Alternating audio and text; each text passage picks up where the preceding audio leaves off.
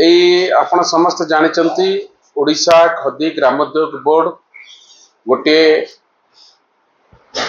महात्मा गांधी आदर्श रे स्वप्नर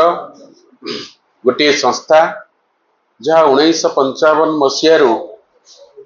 सारा भारत वर्ष रे प्रत्येक राज्य रे कार्य करी आसुची आर्टिकल द्वारा बा पार्लियामेंट रे पास ही गठित होइतिबा ये गोटे संस्था सर्वप्राचीन संस्था जहाँ गांधींकर आदर्श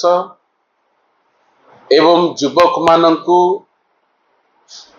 बेरोजगार युवक माननकु स्वावलंबी करैबा ग्रामीण शिल्प खदी रो प्रसार प्रचार ये सबु कार्य रे ये सब कार्य करिथा विशेष भाव रे महात्मा गांधींकर दर्शन आदर्श को नीति को युव पीढ़ी मध्य प्रचार प्रसार करवा यार मध्य गोटे मूल लक्ष्य थिला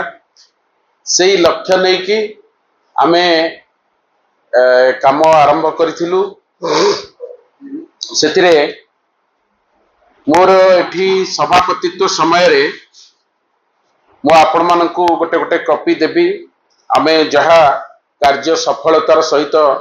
जहा करि परिचु ता भितरे रहिची आमे हमरो गोटे जागा थिला जहा जबर दखल हेकि थिला गंडमुंडा पाखरे ताकू आमे उद्धार करिचु एवं सेठी एबे गोटे यूनिटी मॉल हवा पई जाउची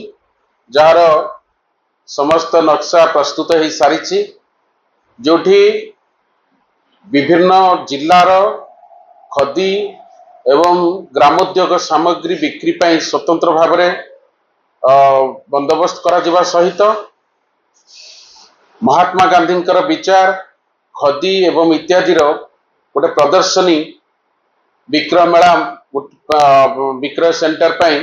सेठी करा जाउची तार कार्य आरंभ हो जाइची मु आशा करुच्ची आगामी दिन में से कार्य निश्चित भाव में शेष हम जहाँ एठी एई जगार आम करने चाहूलु सेठी आमर गंडमुंडा को शिफ्ट कर दिया जाइतला सेठी वर्तमान से कार्य आरंभ प्राय एवं आपण जानिचंती महू केवल यार खदी बोर्डर निजस्व किसी रोजगार नहीं ये गोटे प्रमोटिंग संस्था जी ये सब कथा को बेरोजगार मान को केमती रोजगार दिया करैबो